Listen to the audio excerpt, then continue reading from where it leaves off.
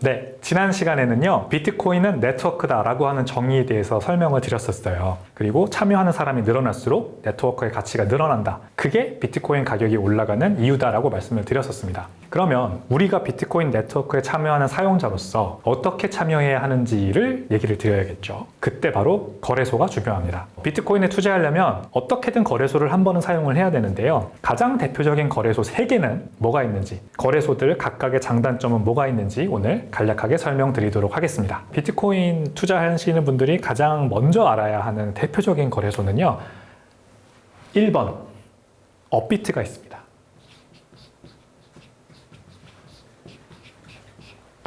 이 업비트 거래소는요, 국내에서 가장 큰 거래량을 가지고 있는 대표 거래소예요. 두나무라고 하는 회사가 운영을 하고요. 거래량 기준으로 우리나라에서 가장 큰 거래량을 가지고 있습니다. 거래소 웹사이트 모습 한번 잠깐 볼까요? 비트코인 가격이 이렇게 나와 있고, 그 다음에 차트가 있죠. 일봉으로 이렇게 딱 돼 있습니다. 비트코인 거래량 보면요, 24시간 거래량입니다. 하루 동안 총 얼마가 거래됐냐? 100만 단위니까 100만, 1000만, 억, 10억, 100억, 1000억, 2236억 8,500만 원. 엄청나죠? 이 정도 거래량을 비트코인 한 종목만 가지고 있는 거래소고요. 그 다음에 거래량 기준으로 쭉 다른 코인들이 이렇게 리스트가 돼 있습니다. 비트코인 거래량만 보더라도 글로벌 순위로도 밀리지 않는 굉장히 우리나라 대표 거래소라고 할 수가 있고요. 글로벌 순위로 따져보면 5위권 안에 들어갑니다. 어떨 때는 2위까지 올라갈 때도 있어요. 비트코인 투자함에 있어서 빼놓을 수 없는 거래소 중 하나라고 생각하시면 되겠습니다. 그 다음 소개시켜드리고 싶은 거래소는요, 자, 요거는 국내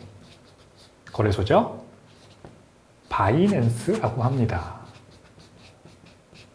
이 바이낸스 거래소는요, 뭐 어떤 나라, 다른 나라에 소속되어 있는 그런 거래소가 아니라 그냥 인터넷상에 존재하는 회사입니다. 뭐 굳이 본사가 어디 있는지를 알아보면 바하마에 있다, 두바이에 있다, 굉장히 본사가 많습니다. 이 바이낸스 거래소는 아주 오래전부터 이 암호화폐 투자자들에게 가장 대표적으로 쓰이는 거래소로서 굉장히 이 암호화폐 투자자들에게 친숙하고요. 업비트처럼 우리나라 금융감독원의 감시를 받는다거나 아니면 어떤 법에 맞춰서 운영되는 거래소는 아닙니다만 가장 오래되었고 그리고 가장 공신력이 크기 때문에 많이 쓰이는 거래소라고 보시면 되겠습니다. 바이낸스 거래소가 중요한 이유는 딴 게 아니에요. 가장 많은 종목이 거래됩니다. 그리고 가장 거래량이 큽니다. 자, 이제 바이낸스 거래소 한번 볼까요? 이렇게 생겼는데 웹사이트 모습은 이 비트코인 거래량을 한번 볼게요. 달러 기준으로 210억 달러입니다. 지난 24시간 거래량 210억 달러. 네이버에서 이렇게 환산을 해보면 총 28조 7,280억 원. 비트가 지난 24시간 거래량이 2,200억 원이었죠. 그러니까 28조 원의 거래량을 가진 바이낸스의 규모를 우리가 이것만 봐도 알 수가 있겠죠. 거래량이 큰 건 굉장히 중요합니다. 예를 들어서 1억 원어치의 비트코인을 매수를 하고 싶다고 해볼게요. 그럴 때 거래량이 많은 거래소로 갈수록 비트코인을 원하는 시점에, 원하는 가격에 1억 원을 써서 가장 효율적인 가격에 살 수 있는 가능성이 높아지겠죠. 거래량이 없다면 호가가 멀어집니다. 그래서 비트코인 가격이 지금 예를 들어 8천만 원인데 매도 호가와 매수 호가가 이렇게 벌어져 있어요. 그러면 제가 원하는 매수 호가까지 그 가격이 내려올 때까지 오랜 시간을 기다려야 될 거고, 그러면 시간도 낭비되고 원하는 가격에 살 수가 없으니까 생각보다 많은 비용도 써야 될 수도 있습니다. 근데 바이낸스 거래소나 업비트 같은 국내와 해외를 대표하는 양 거래소의 장점은 거래량이 굉장히 크기 때문에 제가 원하는 가격에 원하는 호가의 비트코인을 매수할 수 있는 가능성이 크다. 이거는 이제 팔 때도 똑같이 적용되죠. 제가 원하는 가격에 팔고 싶을 때 딱 그 타이밍에 팔 수 있는 가능성이 큰 거래소로서 해외 거래소 바이낸스와 국내 거래소 업비트가 유리한 겁니다. 세 번째 거래소를 한번 설명드려 볼게요. 제가 생각했을 때 세 번째로 중요하게 생각하는 거래소는 코인원입니다. 코인원은 국내 거래소예요.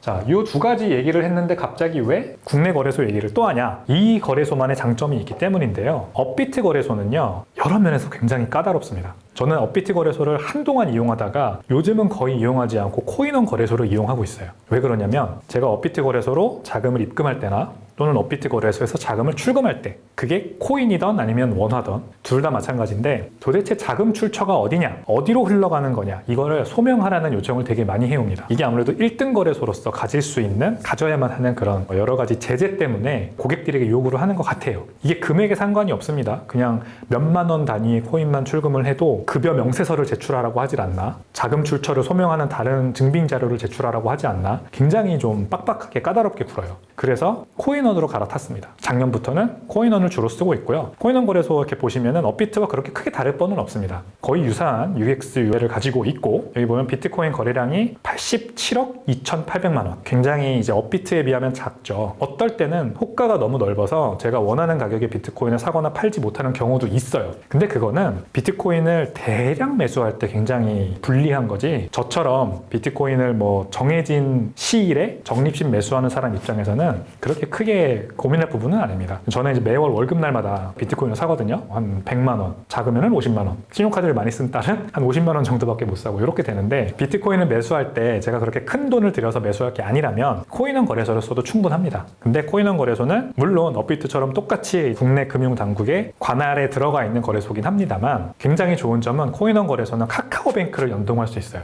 그래서 카카오페이나 카카오뱅크도 쓰시는 분들이 굉장히 많을 거예요. 카카오뱅크에서 원화를 코인원 거래소로 입금시키는 이 사용성이 굉장히 편하다. 이게 굉장히 장점이고요. 아까 말씀드린 업비트는 K뱅크를 연동해야 돼요. K뱅크도 인터넷 은행이라서 연동하는데 어렵진 않습니다만, K뱅크를 기존에 안 쓰시던 분들은 K뱅크 계좌를 굳이 만들어서 연동을 해야 하는 수고로움은 한 단계 더 있다. 코인원은 아무튼 카카오뱅크를 연동할 수도 있고, 업비트만큼 빡빡하게 자금 출처를 소명하라고 하지 않는 장점도 있어요. 고객을 많이 데려와야 하는, 좀 추격하는 입장이다 보니까 그런 면에서는 조금 널널하게 봐주는 것 같습니다. 저같이 비트코인을 적립식으로 매수하는 분들에게는 코인원 거래소를 반드시 중요하게 생각을 하셔야 되고, 대량으로 비트코인을 한 번에 구매하려고 한다 또는 팔려고 한다, 그러면은 이 업비트 거래소를 이용하셔야 된다. 어떻게 사용하시냐에 따라서 조금 차이가 있는 겁니다. 바이낸스 거래소는 가장 많은 코인이 상장돼 있고, 그리고 비트코인의 거래량도 가장 커요. 업비트에서 내가 살 금액보다 훨씬 더 많은 금액의 비트코인을 만약에 사야 된다면 어쩌면 바이낸스가 더 유리할 수 있습니다. 제가 말씀드린 비트코인을 모으는 개인 지갑을 쓰실 때 이런 국내 거래소에서 개인 지갑으로 바로 갈 수가 없어요. 저는 이제 비트코인을 이 셋 중에 하나에서 사면 반드시 개인 지갑으로 가져와요. 왜냐면 이 거래소들은 만약에 잘못되면, 만약에 출금 정지가 일어나면은 제가 비트코인을 못 찾을 가능성이 있기 때문에 절대 여기에 놔두지 않거든요. 제가 쓰는 개인 지갑으로 비트코인을 가져오는 데, 업비트나 코인원은 국내 거래소고 트래블룰이라는 거에 적용을 받아서 바로 개인 지갑으로 못 가져옵니다. 이 둘은 반드시 바이낸스를 한번 거쳐야 돼요.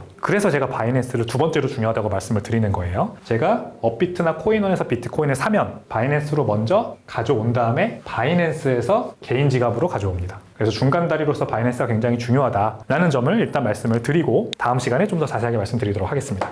네, 그래서 비트코인 101 오늘 설명드린 부분은요, 암호화폐 업계에서 저처럼 비트코인 거래 열심히 하시는 분들이 가장 많이 사용하는 거래소 3개, 업비트, 코인원, 국내 거래소 2개 소개해드렸고, 해외 거래소 바이낸스 소개해드렸습니다. 그리고 업비트의 장점은 거래량이 크다, 그리고 국내 대표 거래소다. 코인원의 장점은 호가는 약간 넓지만 그래도 업비트보다는 조금 널널하게 봐주고 카카오뱅크 연동이 돼 있어서 쓰기 편하다라는 장점이 있다. 그리고 바이낸스는 저처럼 개인 지갑으로 산 비트코인을 옮기셔야 되는 분들이라면 거쳐가야만 하는 중간다리 역할을 하기 때문에 바이낸스 꼭 사용하실 수 있어야 된다. 요 말씀까지 드렸습니다. 네, 오늘 비트코인 101 영상이 마음에 드셨다면요, 구독, 좋아요, 알림 설정까지 부탁드리겠습니다. 감사합니다.